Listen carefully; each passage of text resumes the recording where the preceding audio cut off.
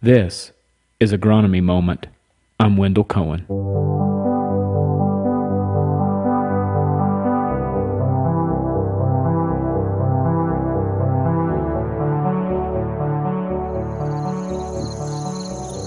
Alrighty, welcome to the podcast Agronomy Moment. We're coming to the close of the season of 2021.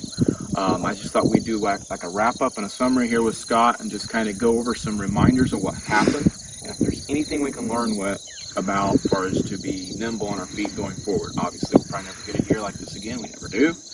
But again, just wanted to kind of go over some things.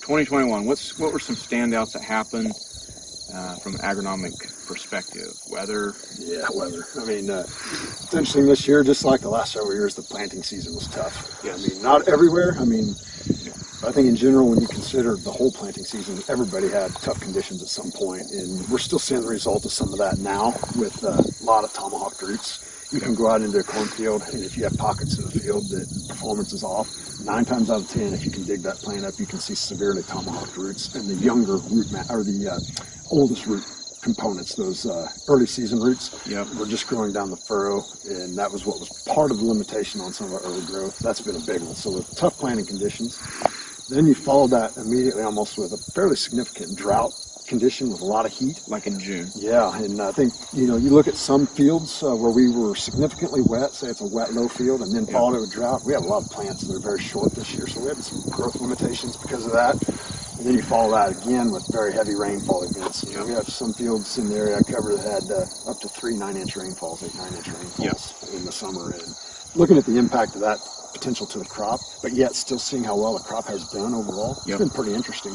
And I think that as we started in our local area here, as we started the 1st of April, conditions were about the best we'd seen for a few years. But as we progressed through April, we got a few showers, and then when May hit, it turned off wet, and then we had it shut off there about the end of May.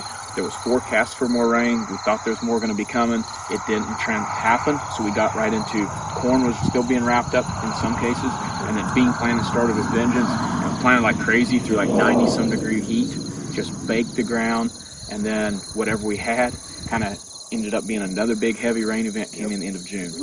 And then replant started back up again. And then we're still planting through the end of July timeframe in some cases, especially bottom grounds. And then the other thing I was noticing too, somewhere there, was it in June when we had the smoke? Sometime we got more like into August we got really significant. I think we had a period earlier where we may have had a little of that, but I noticed it as a bigger concern for us as we got into grain fill. So our light quality started to fall during the grain fill period. Yeah, you tie that in with some of the disease issues we had in fields this year where we reduced photosynthesis ability of those plants due to leaf damage from southern rust, gray leaf spot, and just add another layer of stress with some of the smoky atmospheres we had, and that took some cream out of our crop as well. And again, it's interesting to see some of the test weights and yields we've had this year, considering everything that we've abused our crop with. So we can't control light quality, we can't control rain, but what are some things that we might think about going forward for next year as we're making plans for 2022, as it relates to like denitrification that occurred from all the torrential rains? And then we had disease pressure. So what are some thoughts you have there?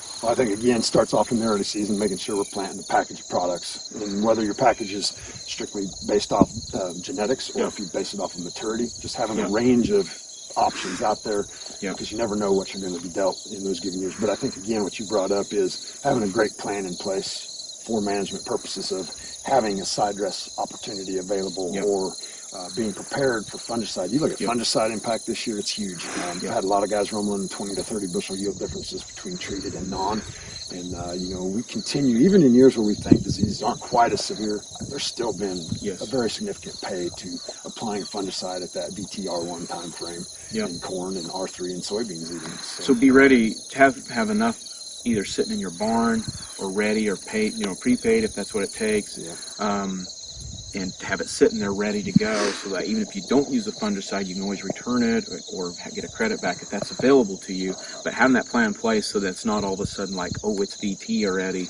Who do I get? Where do I start calling? Especially on the rescue nitrogen component, is having somebody ready to be able to make that application. Have some discussions prior to meeting that. Yeah, the spreader trucks are going to be very busy, and the sooner you get in line to do that, the more easy it is for that to happen last minute, because those rains are coming pretty quick sometimes. Yeah, especially last year. And make sure in my opinion is urea spread anytime after plant is best to have a stabilizer on it. Especially after what you'd seen this year. Yeah, I mean, to me, it's just rain when we thought we were going to have a rain. Even if you get the 3/10 of rain, I know it's just a risk management issue there, and I think it's important to protect that laying on the ground. Last year we had 3 weeks of hot weather. I think that it helped protect us for maybe 10 days or 2 weeks, whatever they say it is. But then after that, we started to see a deterioration, and who knows how much is left. Right. And so having that preparation there, and then you said that fungicides, you're seeing some pretty big, significant differences. Especially the corn. I haven't heard the bean data yet, but a lot of corn guys are talking a lot about 20, 30 bushel advantage to treated versus non. I've heard that too. And so being nimble on our feet to be able to manage nitrogen. Hopefully this winter, I'm hoping that we can have maybe a little bit of a panel discussion with different agronomists and kind of bounce ideas off on, even on as we start getting into fleshing out what some of this nitrogen plans look like. Because a lot of times it's plan A, then it's plan B, and maybe C, and sometimes you're pivoting back to another plan, and maybe you don't have urea available today, maybe it's ammonium nitrate in some cases, I've heard of that. Yep. Being able to try to say, oh wait, this is a new product, it's different, because it spreads differently, and having that understanding to help, making sure that it's pan tested and calibrate your machines, and all that stuff's going on in such a crowded window of time, and so hopefully now's the time to be thinking down those lines, or this winter, to prepare for next year. And the planting season before we know it. It's crazy how, we think Christmas is coming, we're not even done with beans. The beans still have ahead of us yet, but all of a sudden beans are done, Thanksgiving's here, then you got Christmas, and it's like January, and it's like, where's this winter going? Exactly. So hopefully we'll keep ahead of this curve. I know the issues we're facing this year too with commodities, with price inputs and all this cost, everything, it's a very uncertain time. So it's still pretty sketchy on herbicides and things like that. Yeah. So making sure that you are as a farm are making sure those are in place for next year. Also, soybeans, as we ripen down, I've noticed and been hearing this as well from others, soybeans ripening unevenly, I guess. You drive down any highway, and the geography I cover in almost every field, obviously like this plot area here is matured. It's evened on up, but in a lot of cases right now, as you move into maturity or as we move through it, you'll see the green strips. And I think in general, from what I'm seeing, is those greener strips are typically the lower yielding, higher stress components of the field, where maybe we had extra water standing. And those plants, I don't think, are carrying as much of a yield load. And as we moved into the late season here, plants are still photosynthesizing. They have extra resources in those stressed plants with lower yield. They're staying greener longer than the ones that have the bigger yield load. But in general, what I find is you drive by that field another week later, and they've pretty well evened up. I don't expect to see a massive issue with uneven maturity causing harvest issues. Okay. Like we do in a significant drought year sometimes, where you have almost no yield in those really bad areas. Those plants will really stay green. These plants still have good yields in them, just not quite as high as the areas that appear to be maturing quickly.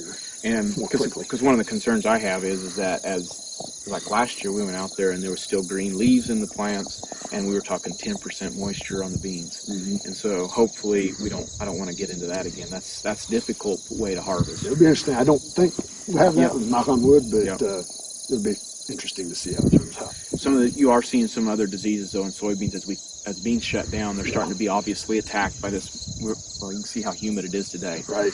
And what are you seeing out there? Well, one thing that you start to be able to see when the plants are browning up like this and getting very mature is you shave off the skin of the plant near the soil line, and there's a lot of Phomopsis diportha complex or pod and stem blight, as well as some charcoal rot in some areas, especially areas that had been significantly drier. You see a lot more charcoal, and that's a general graying of the interior of that stem. And when you get to those patches where the pod and stem blight's been pretty severe, the plants will look very good. It looks like there's a lot of yield, but there'll be some pods that aren't quite as full, or you'll have one or two beans within a pod where the other one didn't ever really fill correctly. And so there is some Phomopsis seed decay, I believe, in some of these pods as well, but some of those diseases have come in and maybe taken the cream out of a few fields just a little bit. And as you skin away that, you can see the pencil drawings on the stem, and that kind of reveals some line tracing, pencil line tracing from the pod and stem blight. Okay. I can give you a picture. Maybe you can bolt that into the video. Yep, absolutely. Anything else before we wrap up 2021 from an agronomic standpoint? I think we are closing this down.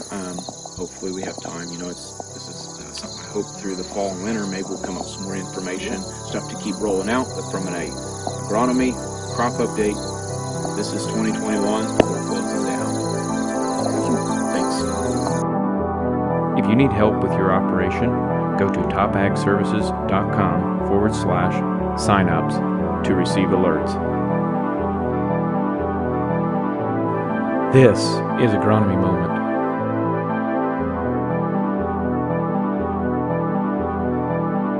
Hey, this is Wendell Cohen, show host and producer.